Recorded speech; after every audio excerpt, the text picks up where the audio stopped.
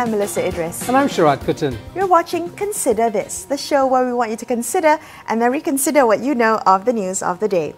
Now let's start with news that the Benteng Lahad Datu cluster saw a significant spike in cases for the second day running.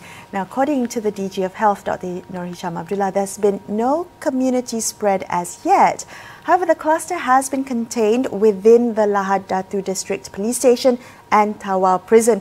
Now, this is similar to the previous cluster detected at the Bukit Jalil Immigration Detention Centre. If you recall, back in July, that detention centre saw 200 cases in a single day.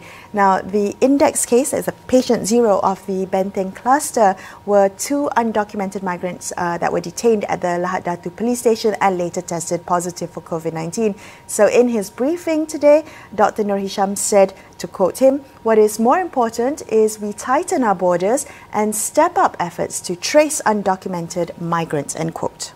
Yeah, I mean, what is most important? And that's, I think, something that's quite contentious. I think just looking at the facts of the case, Melissa, you'd think that it's not so much the question of who the index cases are, the identities of the index cases, right, but really the SOPs that were put in place for the prison or the police station, right, when apprehending and detaining anybody, that is, part of some criminal investigation. Right. So that, again, making sure that these institutions and these spaces are safe, right? This is the government itself, right? This is government SOP executing government SOPs. Right. So many individuals have been fined, compound fines have been given out, even custodial sentences have been given out for people breaking the SOPs that have been written for the rest of the nation. The question is the government itself able to, put in place these things in environments that they are completely in control? Right. So, I mean, isn't that the real issue, as opposed to saying, oh, we need to control our borders? Right. Controlling our borders, not a problem. Nobody's disputing that. But the question is, in this cluster, what is the lesson from this story? Well, what are the lessons learned from the Bukit Jalil detention centre? Because the Health Ministry has reported that cluster, the Bukit Jalil Immigration Detention Depot, that's now been closed. They've ended their monitoring there. It's the 96th cluster that has ended monitoring, but we have 10 clusters being monitored so far. And you're absolutely right. This was a detention center that was an outbreak, a cluster outbreak. So you want to know what was it that we learned from that cluster now that the monitoring has ended, that perhaps we can ensure that no new clusters emerge from other detention centers. Yeah, indeed. Melissa, we'd see this in other countries. There are blind spots. Singapore, the huge blind spot was because of migrant dormitories. Again, the issue is not the migrants, but the dormitories. The dormitories are the spaces, the setting, right? The setting, right? And the ability to either for hygienic practices or social distancing. That's really the issue. Whereas I think very often we find happening in social media or even the mainstream media, a focus on the identities of those who are infected, not on their social conditions. This disease knows no nationality, absolutely, no ethnicity. Anybody can get it, right? For so, sure. so then, and pathogens are everywhere. The issue really is the conditions under which people find themselves. Okay, well, let's take a look at some other news. We have seat negotiations between Perikatan National Coalition members. That's not going very well for Parti Solidarity Tanah Airku, or better known as Parti STAR. Now, according to the party's president, Jeffrey Kittingan, STAR wants about 15 to 18 seats allocated for it in the Sabah elections. However, at present, they're only being offered between 6 to 8 seats. Now, if I may quote Jeffrey Kittingan, he said, "We don't want that. If that's the case, then it's better that we go into the elections alone." So we have nominations for the Sabah elections happening this Saturday. Polling, meanwhile, is going to be happening on the 26th of September. So this is really crunch time in terms of seat negotiations. Absolutely, Melissa. So what didn't he want? He didn't want the 6 to 8 seats, again, that were offered to them. Now, what not good enough. Not good enough. 18 seats would constitute about a quarter of all the available seats, right? So there are about 73 seats at stake in the race. 18 seats, about 25% of that. That seems significant. And the question, of course, is what is the negotiating power between the different parties? What leverage, right? Right? What leverage they have within their coalition. They're all apparently partners in the same struggle, on the same side, but they are also rivals. Right, yeah. And I think it's quite interesting to take a look at some of the comments being made because, again, it's not just about the seat allocation. Jeffrey Kittingan saying that UMNO and Barisan Nasional have been dominating discussions in trying to secure the right to field the most candidates. And to quote him, I think that's really important because it really does reflect the sentiment on the ground. He says voters are now saying that Semenanjung parties are getting more seats than local parties. He believes that Barisan Nasional seems to be controlling the narrative and that is something that for him is unacceptable. Right. So he was also saying that together Star and PBS, they would take 30 to 32 seats in the contest, at least a lot of seats still for UMNO and Bersatu. But we also understand that UMNO and Bersatu themselves are also rivals. And so the question then becomes the ability for these coalitions to find a compact, right? Find an algorithm, or a formula, seat allocations, which would be fair to everybody. Well, my question is, where is this coming from? The leverage that Jeffrey Kittingan is saying that they want 15 to 18 seats, if I'm not mistaken.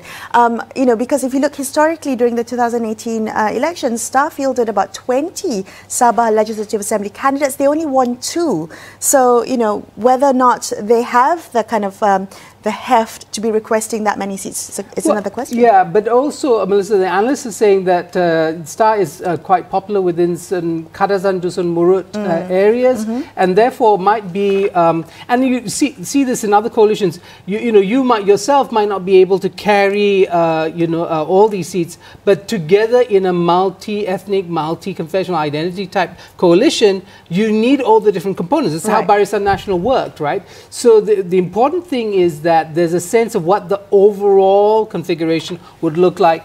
That again, is, and because that will be there with the Warisan group as well, and the jostling. And if it's not between parties, it will be within parties and the different individuals, all of whom, it seems, a lot of Malaysian politicians want to be elected officials, right? So there's a lot of competition there. So the competition does shift, I think, sometimes between parties, sometimes within parties, but there is competition, and that, I guess, is the democratic game. Okay, well, I guess everything, seat talks need to be wrapped up soon since nomination day is this Saturday. We will be bringing you all the latest developments here and on Astro AWANI. But we're going to take a quick break on Consider This. After this, we'll take a closer look at the direction of our foreign policy amid rising tensions in the South China Sea, which is one of the busiest waterways in the world and also the site of a long simmering territorial dispute. So all of that coming up, so stay tuned.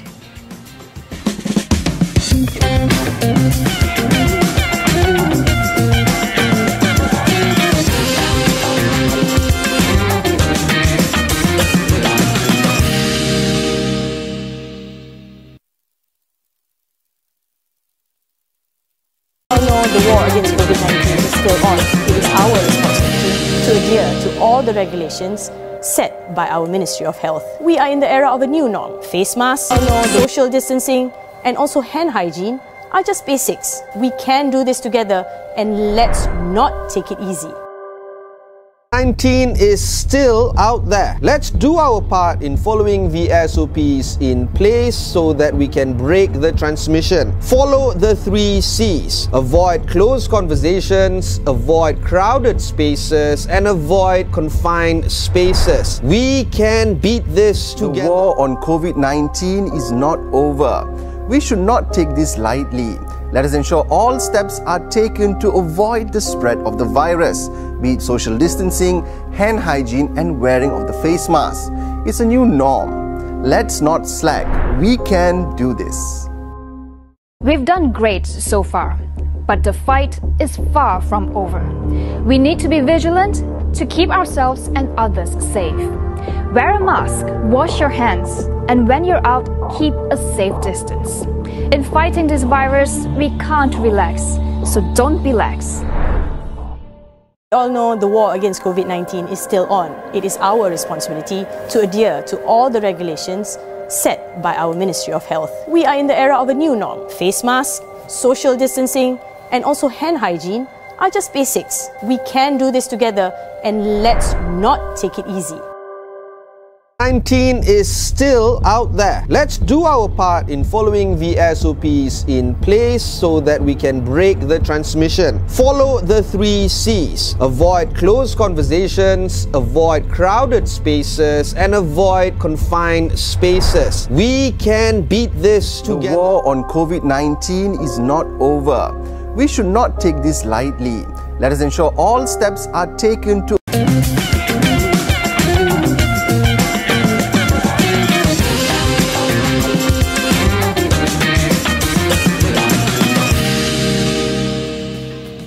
Hi, you're watching Consider This. I'm Melisa Idris, with me Sharaad Kuttan.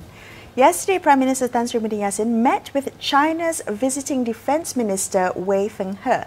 The meeting comes amidst rising tensions over territorial disputes and superpower rivalry in the South China Sea. Now, the visiting official told Malaysia that China is willing to work with ASEAN countries to, quote, meet each other halfway to keep the peace in the South China Sea. Now, joining us on the show tonight to discuss this further, we have Associate Professor Azmi Hassan. He's a geostrategist at University Technology Malaysia. Good evening, Azmi. Thank you so much for joining us tonight. Now, how are you reading this visit by China's Defence Minister? And what does it signal to you that China has met with the Malaysian government, but also met with the Indonesian government? Yeah, it's true that when you said the Chinese are willing to meet in the middle ground, and that's coming from Beijing, which is a superpower, which claims 95% or more than 95% of the South China Sea belong to theirs. It is something that we should have taken note, because before this, China is very adamant. They said 80% of our exclusive economic zone is theirs. So for the Chinese defense minister to say that they are willing to negotiate or willing to meet in the middle ground, it is something that Malaysia has been vouched for, meaning that we want to resolve this diplomatically for the South China Sea. Azmi, could you help us understand some of the maybe tensions or competition there is between the two countries? 12 territorial claims that Malaysia has in the South China Sea are refuted by China. They have not acknowledged it. We have that coastal Coast Guard vessel parked off Miri, just 80 kilometers within our exclusive economic zone. Do you think those particular issues will be resolved in the near future? Yes, I believe that it will be resolved in the near future. But again, not only Malaysia, but other claimants such as Vietnam, the Philippines, and also Brunei need to open up the communication with China. Mutual trust needs to be established first. The problem is that there are third parties. When I say third parties, to be specific, the United States and also Australia. This murky situation, because within ASEAN, there are groups that are more towards supporting the United States, and there are groups that are supporting China in terms of South China Sea. So it will be a big issue, big problem. I don't see any problem if ASEAN is talking with China, but I see a big problem when the United States came into the picture. That's where the big issue, whether we can resolve or not.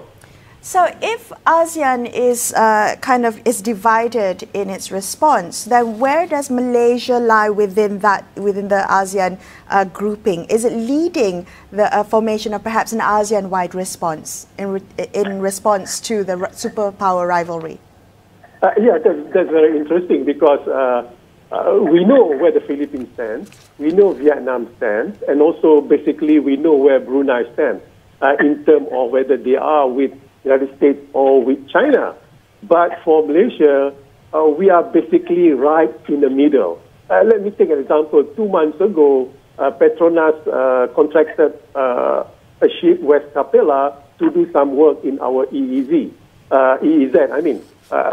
and at the same time, the Chinese Coast Guard is shadowing this West Capella, and came into picture United States warship and also Australia warship. But Malaysia is very adamant that we are not against China, we are not with the United States, for example. So basically, we are right in the middle. So this is very peculiar. We are very cordial with China, even though China, as you mentioned just now, their Coast Guard encroaching on our EEZ, but we want to talk with China. So to answer your question, I would say we are very ambiguous in this particular where we are right now. Right, I understand one analyst calls it playing it safe, and that's been Malaysia's position for some time. But Azmi, help me understand why we've come to this position. Has it been that America in itself has abandoned its stewardship of the region, the architecture, security architecture it helped build post war and during the Cold War? It now relies on that catchphrase, safeguarding freedom of navigation. But is that sufficient to entice ASEAN nations? What do you think the US wants from Malaysia? Yeah, it's true that I agree with you when you say US kind of abandoned on this part of the world, especially during President Trump era. But suddenly Trump is quite interested when it involves China. So we have to be very careful. Why the United States is interested is not to protect our interests. It's not to protect ASEAN interests. We have to be very blunt in this matter. I see that President Trump, when he has an opportunity to head on with President Xi Jinping of China, he will do that. And South China Sea is a very, very good example. So it makes things difficult in this particular matter. Do you think, Azmi, that Malaysia should pivot to China to make a clean break from its middle ground position? As some analysts suggest, the middle ground is shrinking rapidly. And just to add to that, do you think China wants Malaysia to pick a side? Yes, not only China wants either Malaysia or the other three nations in ASEAN want to take a side. The United States also want us to take a side with them.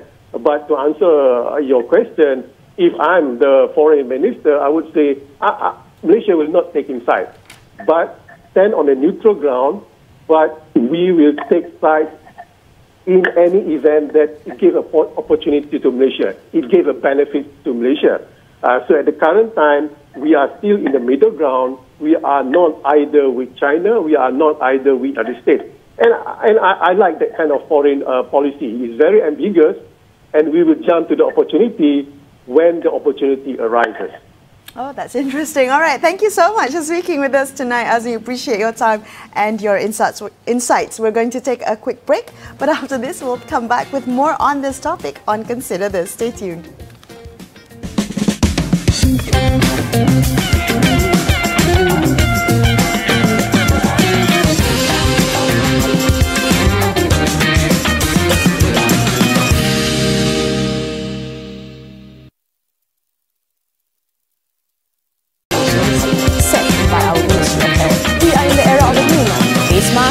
Social distancing and also hand hygiene are just basics. We can do this together, and let's not take it easy.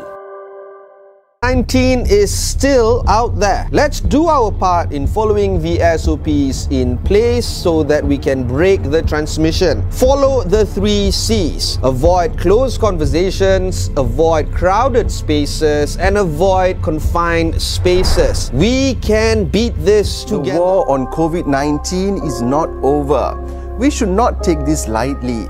Let us ensure all steps are taken to avoid the spread of the virus, be it social distancing, hand hygiene, and wearing of the face mask.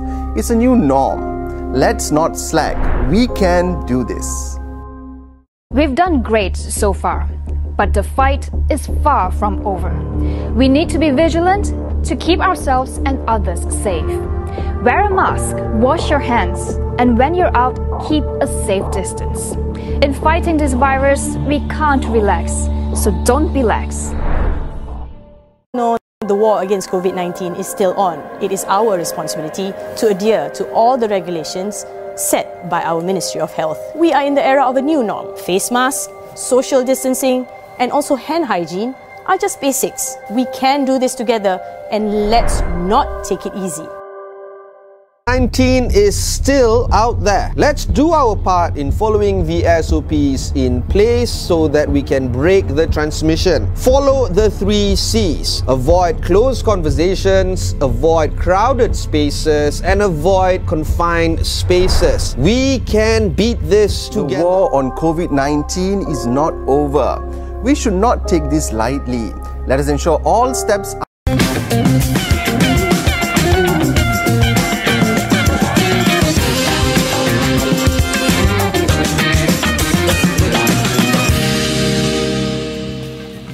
Hi, thanks for staying with Sharaad and I on Consider This. Let's continue our conversation about the recent visit of China's Defence Minister to Malaysia and Indonesia. How does this visit highlight the evolving geopolitical dynamics in the South China Sea? Well, joining us now to discuss this further, we have Ivy Kwek. She's the Research Director at the think tank Research for Social Advancement, or it's better known by its acronym Refsa. Good evening, Ivy. Welcome to the show. Now, China's Defence Minister Wei Fenghe said that China is willing to meet ASEAN countries halfway to keep the peace in South China Sea. How are you reading this statement? Thank you, Melisa, for having me here. I think that is a very interesting note to take note, interesting statement to take note of, and it actually definitely demonstrates China's willingness to negotiate and have dialogue with Malaysia over the issues of South China Sea.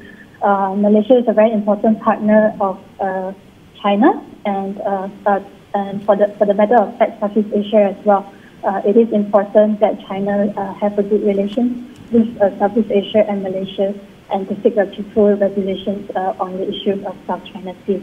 Ivy, I want to ask you though, if we look at China's record with dealing with other ASEAN nations, and thinking in particular of Singapore, and its rather troubled relationship with the island state, especially as Singapore pushed for a kind of rules-based international order, wanting to maintain some sort of neutrality. China tried to punish Singapore. I mean, is this this same China going to want to meet other ASEAN nations halfway? Do they have the capacity to meet halfway? I think that gone are the days where the Southeast Asia countries are, totally go to one side or the other between China and US. I think that increasingly Southeast Asia wants to be able to have the agency to assert their sovereignty and also be able to maximize their interests. And with that regard, I think that China has increasingly realized that. I think that Southeast Asia countries are relatively friendly to China over various reasons, and there is definitely a lot of room for discussions and dialogue. And should China not willing to negotiate, this will only push Southeast Asia closer to the side of the US, and that is not something that China wants to see either. Right. So we had the former Deputy Defence Minister Liu Jin-tong. He warned that South China Sea could be to quote him, the Balkans of this part of the world, in which great powers could sleepwalk into crisis and war as there was no buffer between the US and China. How are you reading this? What in the context of this heightened US-China rivalry? Absolutely. I think that his warning should be heeded. I definitely think that there is a risk of us going to that situation where there might be a war that nobody wants. Having said that, I think that neither US and China wants a war, because this is not a war that either side can win, and this will not be a war that is to anyone's benefit. So that would require both US and China to really stop seeing Southeast Asia as a battleground. I think that in the recent years, the US-China relations have intensified to an extent where US really sees China as a strategic competitor, and that is definitely a very risky situation that we are in. But at the same time, I think that all parties are trying their best to avoid and prevent a war. Ivy, we do read of, near kind of skirmishes or or, you know, ships, warships, you know, shadowing each other in the South China Sea, I mean, Chinese and US vessels. I do want to ask you whether we've come to this situation because of American neglect of its own security architecture in the region, or China's pushiness, its assertiveness, its ambitions in the South China Sea. Which is it? Who are we to blame for the current tensions? I think that China has definitely been more assertive in the recent years. I think this is a result of China becoming a rising power, and there is a domestic audience where they have to appeal to as well. I do not think that U.S. has neglected the region. I think that their presence are still very much felt and welcome. Although I have to say that I think under the Trump administration, things have gotten more hostile. The approach to China has become more hostile. And this has actually put the Southeast Asia countries in a rather difficult situation, because Southeast Asia country definitely does not want to be forced to choose either of them. Which is why it's important for Southeast Asia, especially through ASEAN, to actually assert their own views, their own positions, and to make the two great powers understand that to maintain the peace and stability of the region. But ASEAN's response itself is divided, Ivy. I mean, ASEAN is not unified in its response between the rivalry between the two superpowers. Yes, indeed. Even within ASEAN, there is a lot of disputes. Malaysia and Philippines have overlapping claims, and also Vietnam. That is something that I think Southeast Asian countries have to seek to resolve. It is true that it's not just a ASEAN versus China kind of situation. It is a multiple parties situation. Okay. Ivy, so what do you think the outlook is going to be for the South China Sea dispute heading into 2021? Do you expect there to be, do you expect tensions to recede in the South China Sea, or do you think that the rivalry between the US and China is expected to escalate? I think given the current trajectory, we will definitely be seeing more intensified tensions between US and China. Which is why it's very important for Southeast Asia and Malaysia to actually have a say in this. We have always been having a neutral stance, and we do not usually take sides. But being neutral does not mean being passive. I think being neutral is also can be a very active kind of action, and it is important for Malaysia and South China Sea to talk to both US and China. Okay, thank you so much for speaking with us tonight, Avi. We really appreciate your time. That's all the time we have for you on this episode of Consider This. I'm Melisa Idris. And I'm Sharaad Kuttan, signing off the evening. Thank you so much for watching, and good night.